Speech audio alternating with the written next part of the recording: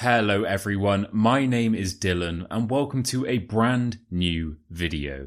So, today I'm going to be reading you a lovely short story, but this isn't just any short story. This is a classic piece of British literature, some of the author's finest work. The author in question is of course Roald Dahl. So, the story is called The Umbrella Man. You may have heard it before, but you haven't heard it read by me. Right guys, enjoy the story and I'll see you very shortly at the first page. The Umbrella Man by Roald Dahl.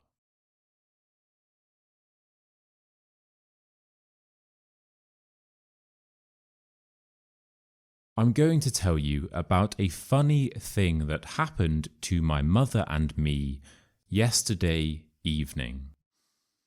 I am 12 years old and I'm a girl. My mother is 34, but I am nearly as tall as her already. Yesterday afternoon, my mother took me up to London to see the dentist. He found one hole. It was in a back tooth and he filled it without hurting me too much. After that, we went to a cafe. I had a banana split and my mother had a cup of coffee. By the time we got up to leave, it was about 6 o'clock. When we came out of the cafe, it had started to rain. We must get a taxi, my mother said. We were wearing ordinary hats and coats, and it was raining quite hard. Why don't we go back into the cafe and wait for it to stop? I said. I wanted another of those banana splits. They were gorgeous. It isn't going to stop, my mother said. We must get home. We stood on the pavement in the rain, looking for a taxi. Lots of them came by, but they all had passengers inside them. I wish we had a car with a chauffeur, my mother said. Just then, a man came up to us. He was a small man, and he was pretty old, probably 70 or more. He raised his hat politely and said to my mother, "Excuse me, I do hope you will excuse me."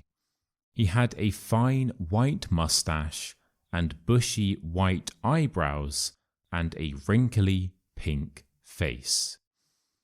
He was sheltering under an umbrella which he held high over his head. Yes, my mother said, very cool and distant.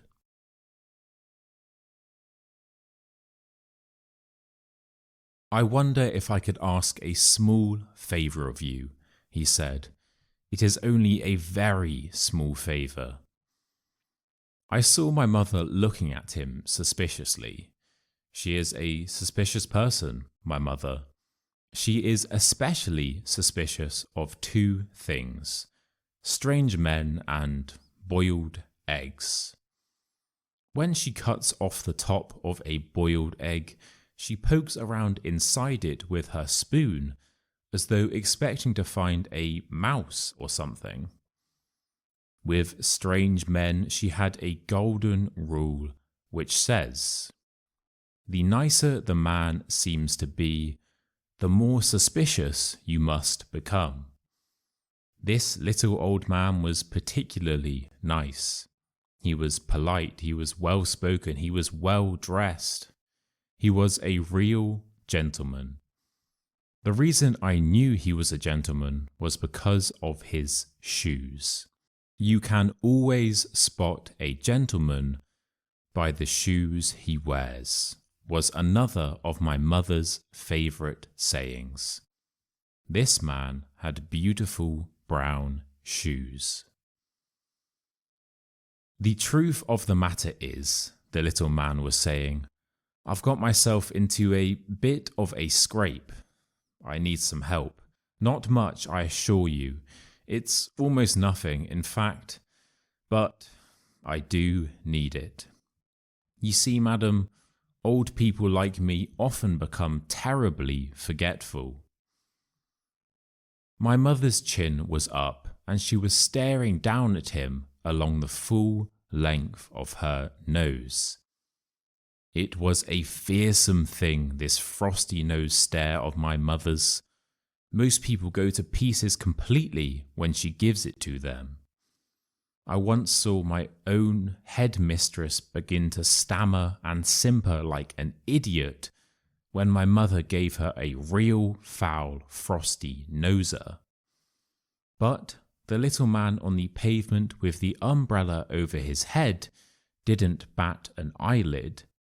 He gave a gentle smile and said, "I beg you to believe, madam, I am not in the habit of stopping ladies in the street and telling them my troubles." "I should hope not," my mother said. I felt quite embarrassed by my mother's sharpness.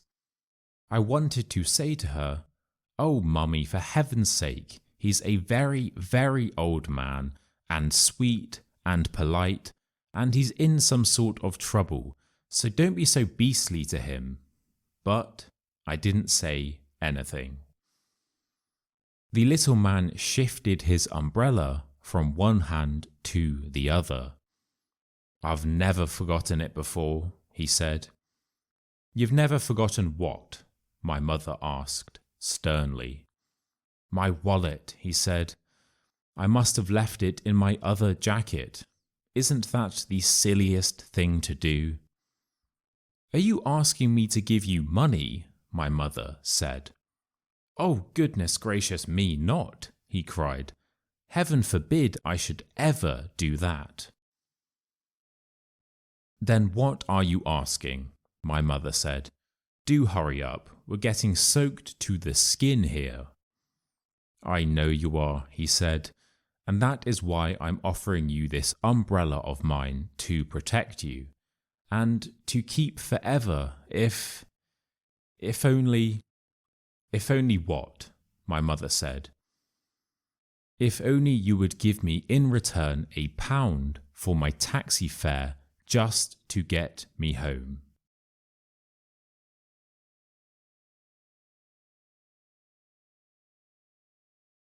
My mother was still suspicious.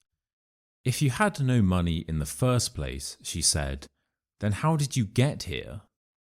"I walked," he answered. "Every day I go for a lovely long walk, and then I summon a taxi to get me home. I do it every day of the year." "Why don't you walk home now?" my mother asked. "Oh, I wish I could," he said. "I do wish I could.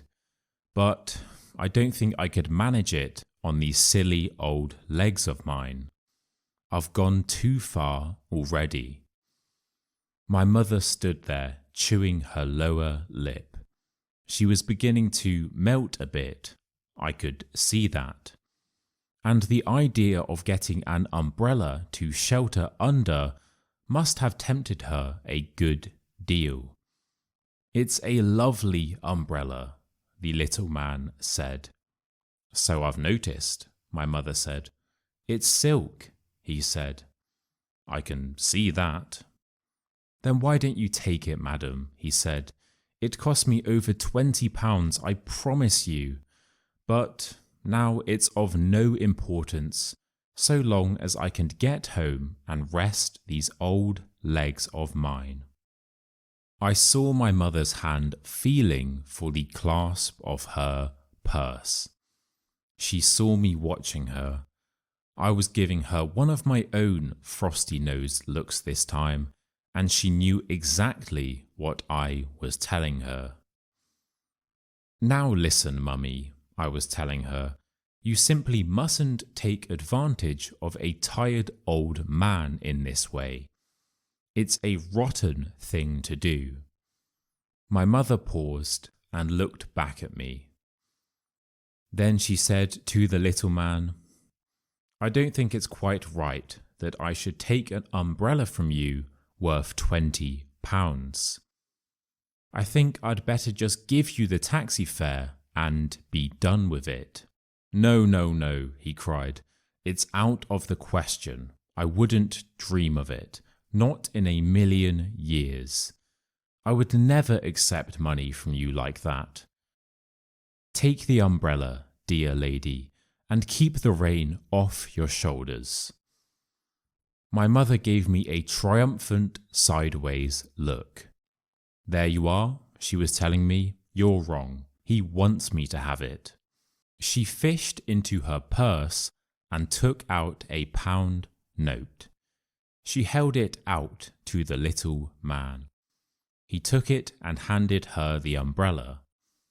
He pocketed the £1, raised his hand, gave a quick bow from the waist, and said, "Thank you, madam, thank you." Then he was gone. "Come under here and keep dry, darling," my mother said. "Aren't we lucky? I've never had a silk umbrella before. I couldn't afford it." "Why were you so horrid to him in the beginning?" I asked. "I wanted to satisfy myself he wasn't a trickster," she said. "And I did. He was a gentleman. I'm very pleased I was able to help him."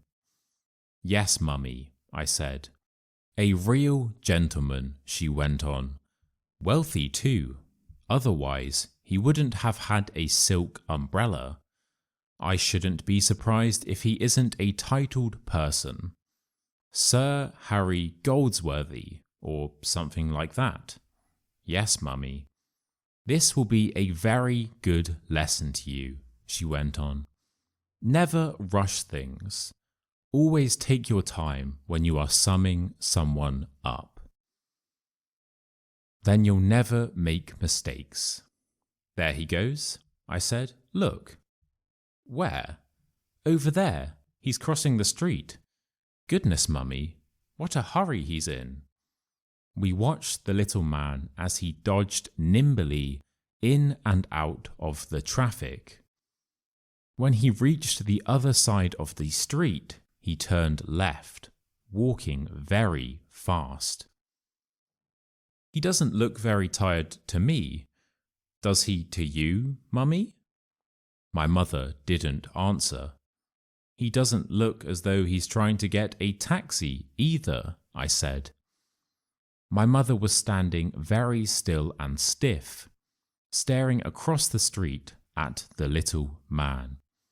We could see him clearly. He was in a terrific hurry. He was bustling along the pavement, sidestepping the other pedestrians and swinging his arms like a soldier on the march. "He's up to something," my mother said, stony-faced. "But what?" "I don't know," my mother said. "But I'm going to find out. Come with me." She took my arm and we crossed the street together. Then we turned left. "Can you see him?" my mother asked. "Yes, there he is. He's turning right down the next street." We came to the corner and turned right. The little man was about 20 yards ahead of us. He was scuttling along like a rabbit, and we had to walk very fast to keep up with him. The rain was pelting down harder than ever now, and I could see it dripping from the brim of his hat onto his shoulders. But we were snug and dry under our lovely big silk umbrella. "What is he up to?" my mother said. "What if he turns around and sees us?" I asked. "I don't care if he does," my mother said. "He lied to us. He said he was too tired to walk any further, and he's practically running us off our feet. He's a barefaced liar. He's a crook." "You mean he's not a titled gentleman?" I asked. "Be quiet," she said. At the next crossing, the little man turned right again. Then he turned left, then right. "I'm not giving up now," my mother said. "He's disappeared," I cried. "Where's he gone?" "He went in that door," my mother said. "I saw him. into that house? Great heavens, it's a pub. It was a pub. In big letters right across the front of it, it said the Red Lion. You're not going to go in, are you, Mummy? No, she said. We'll watch from outside. There was a big plate glass window across the front of the pub, and although it was a bit steamy on the inside, we could see through it very well if we went close. We stood huddled together outside the pub window. I was clutching my mother's arm. The big raindrops were making a loud noise on our umbrella. There he is, I said, over there. The room we were looking into was full of people and cigarette smoke, and our little man was in the middle of it all. He was now without his hat and coat, and he was edging his way through the crowd towards the bar. When he reached it, he placed both hands on the bar itself and spoke to the barman. I saw his lips moving as he gave his order. The barman turned away from him for a few seconds and came back with a smallish tumbler filled to the brim with light brown liquid. The little man placed a pound note on the counter. That's my pound, my mother hissed. By golly, he's got a nerve. What's in the glass? I asked. Whiskey, my mother said. Neat whiskey. The barman didn't give him any change from the pound. That must be a treble whiskey, my mummy said. What's a treble?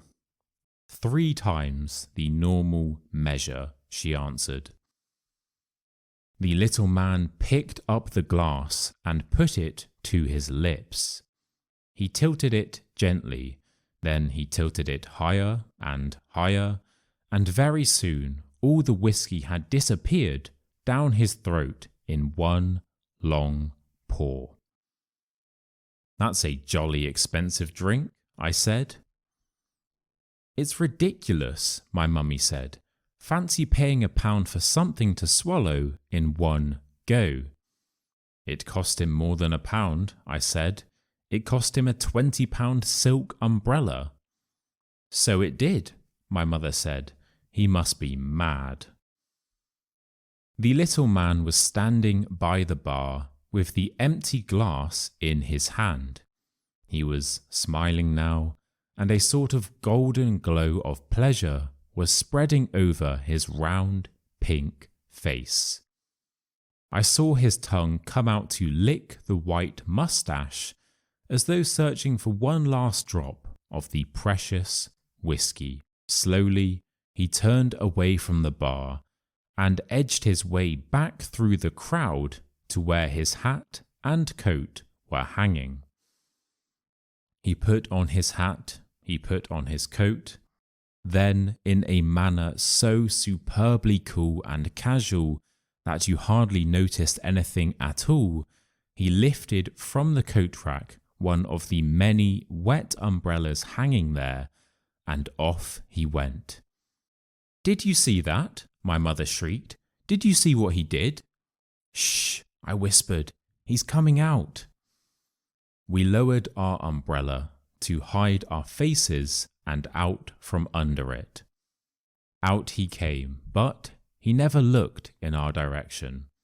He opened his new umbrella over his head and scurried off down the road the way he had come. So that's his little game, my mother said. Neat, I said. Super.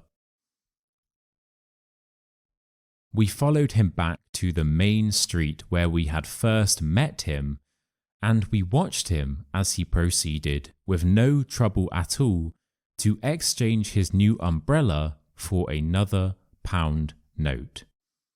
This time it was a tall, thin fellow who didn't even have a coat or hat. And as soon as the transaction was completed, our little man trotted off down the street and was lost in the crowd. But this time he went in the opposite direction. You see how clever he is, my mother said. He never goes to the same pub twice. He could go on doing this all night, I said. Yes, my mother said, of course. But I'll bet he prays like mad for rainy days. Right guys, thank you so much for watching. I hope you enjoyed today's video. Of course, Roald was an extremely talented author, and obviously all credit goes to him for writing today's story. Right guys, if you like my face, my voice, or my teaching methods, remember to like, subscribe, and check out some of my other videos. And of course, if you would like private one-to-one lessons, just head over to my website, which is the top pinned comment. Right guys, thank you again for watching, and until next time, cheers. Also, if you are French, please translate my top. Cheers.